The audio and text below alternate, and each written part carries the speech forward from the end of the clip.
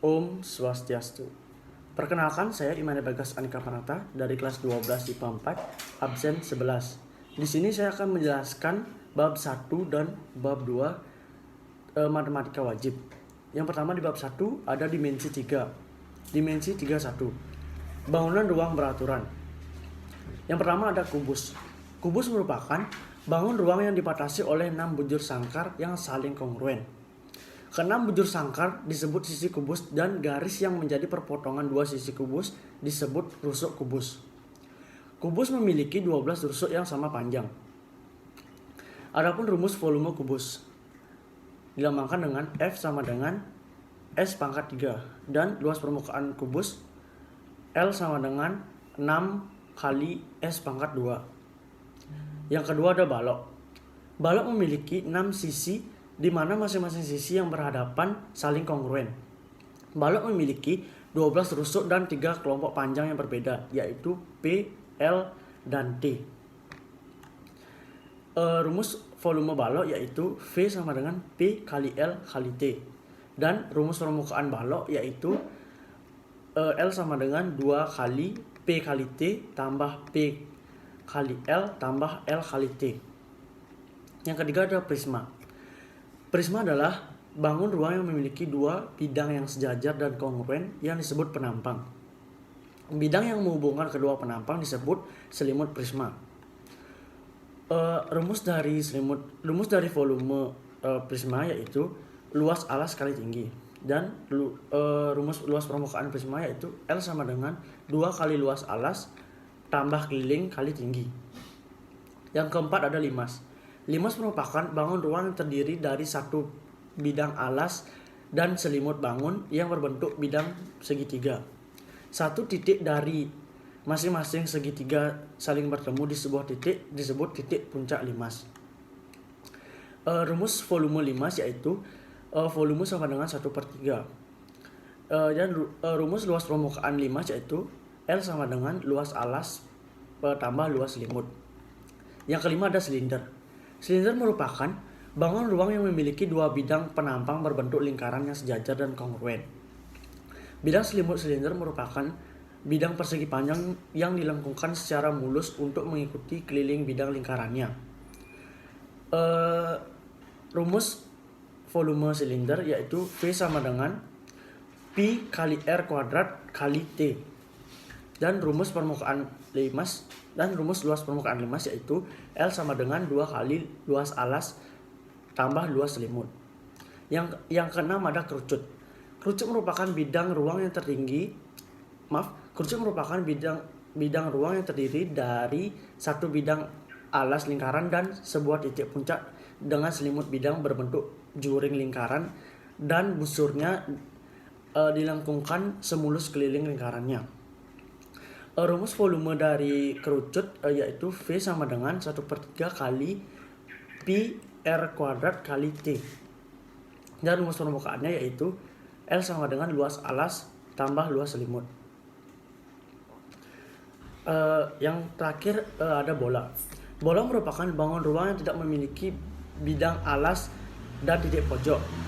Bola merupakan himpunan titik dalam dimensi 3 yang memiliki jarak sama terhadap satu titik tertentu yang disebut pusat bola. Jarak pusat bola ke titik-titik permukaan lingkaran disebut jari-jari bola. Adapun rumus volume bola yaitu V sama dengan 4/3 kali Pi R kuadrat. Dan luas permukaannya yaitu L sama dengan 4 Pi R kuadrat. Selanjutnya saya akan menjelaskan dimensi 32 yaitu kedudukan garis, kedudukan titik dan kedudukan bidang dalam ruang. Yang pertama ada kedudukan titik terhadap garis.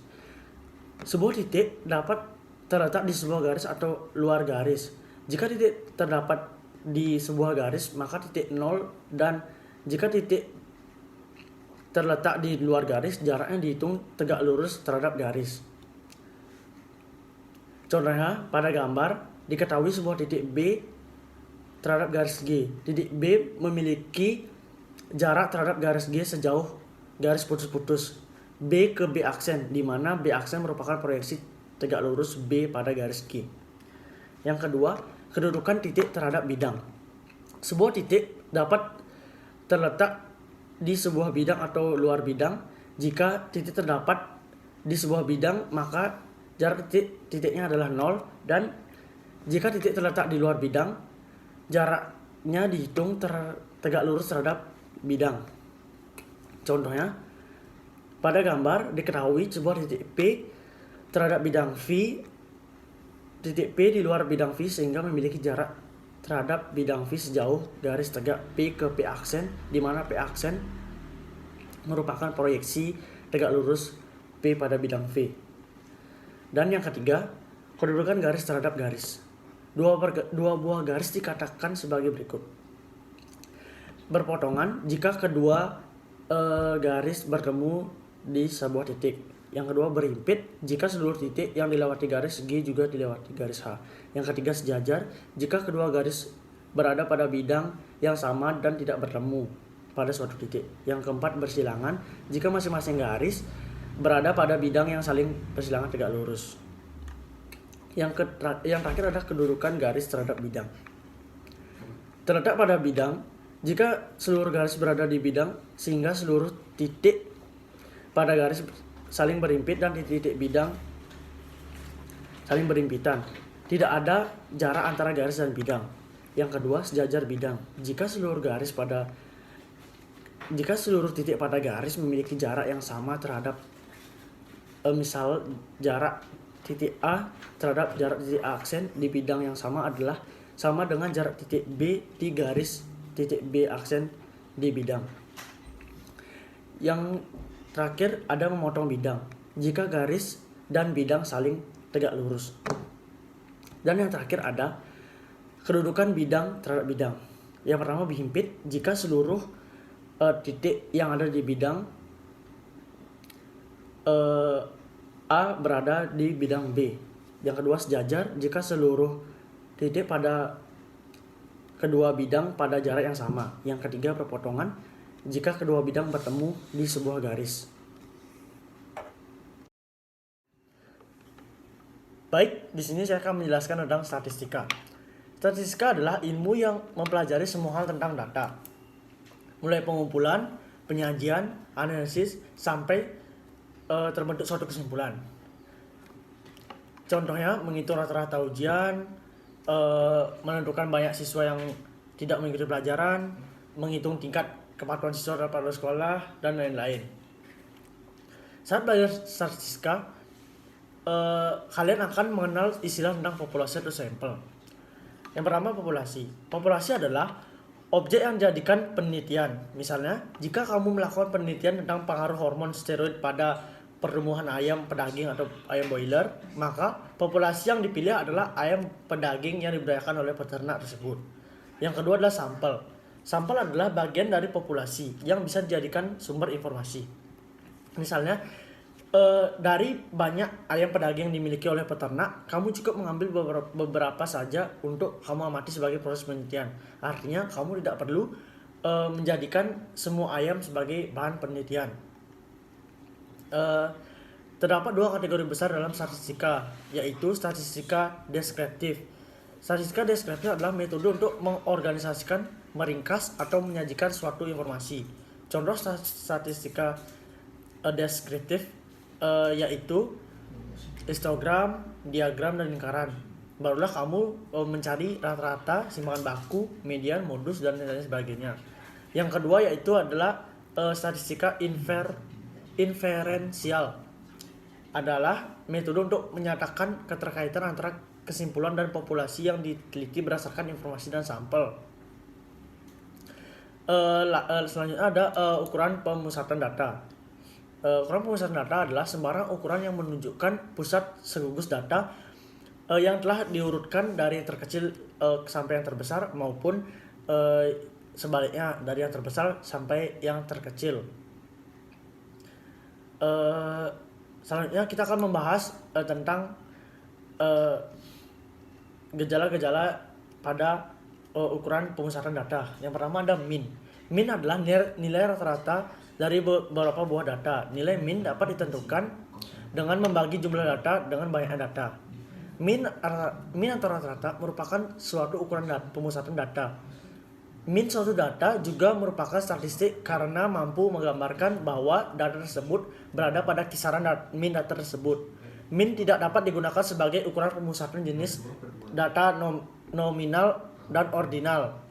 Rumus min yaitu ME sama dengan epsilon XI per N. Rata-rata hitung min. Rata-rata hitung min yang belum dikelompokkan, perhitungan nilai rata-rata yang belum dikelompokkan ke daftar distribusi frekuensi. Nyatakan sebagai rumus SI sama dengan persilin X1 per N. Yang kedua, rata-rata ukur min. Rata-rata ukur min dapat dirumuskan sebagai G sama dengan N akar kali 1 kali 2 sampai kali N. Yang kedua ada median. Median adalah nilai data tengah atau data pengertian bahwa dari sekelompok data dibagi menjadi dua data yang sama dan pembaginya disebut dengan sebagian median. Adapun untuk menentukan median dapat dilakukan dengan cara untuk data yang belum dikelompokkan. Langkah pertama yang harus dilakukan adalah melakukan penyusunan data berdasarkan urutan data dimulai dari data terkecil sampai terbesar, lalu tentukan mediannya sesuai dengan jumlah datanya, ganjil atau genap.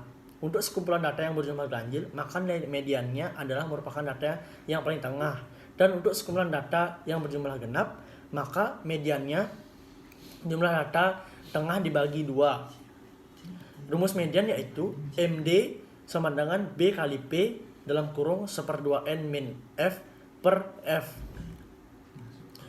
Fungsinya itu menghitung nilai tengah data yang telah disusun dalam tabel distribusi frekuensi data bergolong. Yang C ada modus. Modus digunakan untuk gejala yang sering-sering terjadi. Diberikan dengan simbol MO. Modus dalam kuantitatif ditentukan dengan melihat frekuensi tertinggi. Rumus dari modus yaitu MO sama dengan B kali P dalam kurung B1 per B1 plus B2. Yang D ada kuartil. Kuartil merupakan nilai dari sekumpulan data yang dibagi menjadi 4 bagian yang sama dan membagi data tersebut dinamakan kuartil. Menentukan nilai kuartil tersebut dibagi menjadi 2 kategori, yaitu nilai kuartil untuk data yang belum dikelompokkan dan nilai kuartil yang sudah dikelompokkan. Rumus kuartil tunggal yaitu Ki sama dengan 1 kali dalam kurung N1 bagi 4 atau 2 kali dalam kurung N1 bagi 4 dan begitu pun seterusnya. Dan rumus kuartil data kelompok yaitu Ki sama dengan L I min 4 rumus kuartil data kelompok yaitu Q1 sama dengan L plus dalam kurung I per 4N min CF kali I bagi F. Selanjutnya ada desil. Desil yaitu nilai sekumpulan data yang dibagi menjadi 10 bagian sama. Dan yang membagi data tersebut dinamakan desil untuk menentukan nilai desil tersebut. Rumus desil yaitu rumus desil tunggal DS atau desil sama dengan 1 kali dalam kurung N plus 1 bagi 10 atau 2 kali dalam kurung N plus 1 bagi 10. Begitupun selanjutnya. Dan rumus desil kelompok yaitu DSI atau desil sama dengan L plus dalam kurung I per 10N min CF kali I bagi FD. Yang selanjutnya ada persentil atau PI, merupakan ukuran lokasi yang paling harus karena pembagiannya 1 sampai dengan 99. Rumus persentil yaitu persentil data tunggal PS atau persentil sama dengan 1 kali dalam kurung N plus 1 bagi 100 atau 2 kali dalam kurung N plus 1 bagi 100. Begitupun selanjutnya. Dan rumus persentil data kelompok yaitu PSI sama dengan L dalam kurung I 1 per 100N min CF kali I bagi FD. Baik, sekian penjelasan dari saya tentang matematika wajib, statistika dan dimensi 3. Jika ada salah kata atau kekurangan, saya mohon maaf. Akhir kata saya tutup dengan para Santi. Om Santi Santi Santi Om.